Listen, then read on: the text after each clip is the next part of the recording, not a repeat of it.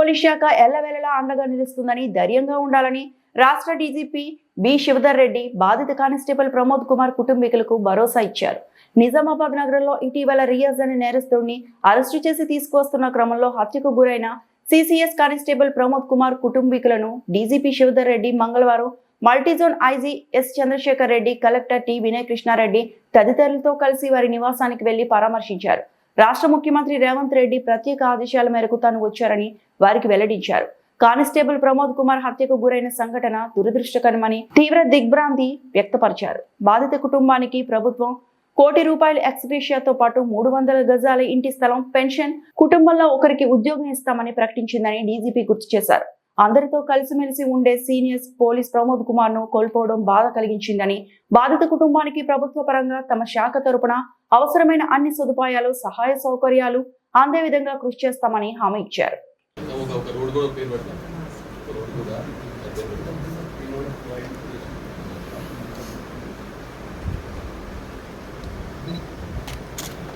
ధైర్యం ఉండండి, ఏమన్నా కానీ సిపి గారు కానీ మనం ఇక్కడ చూసుకుంటాం.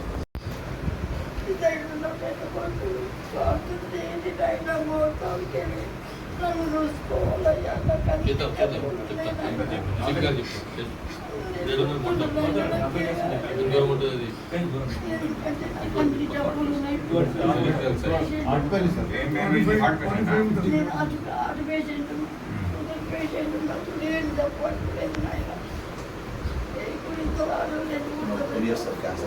చేద్దాం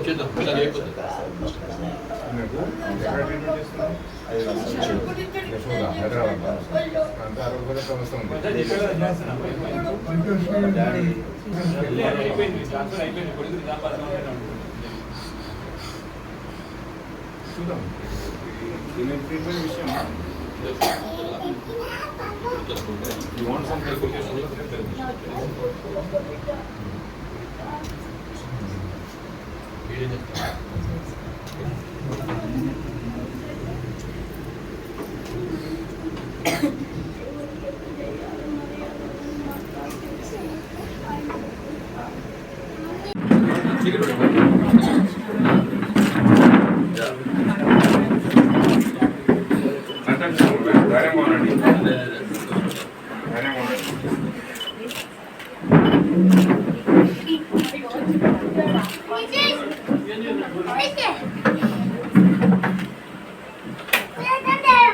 కొంచెం పెద్ద బాబును కూడా కేంద్రీకరించడం మార్చారు.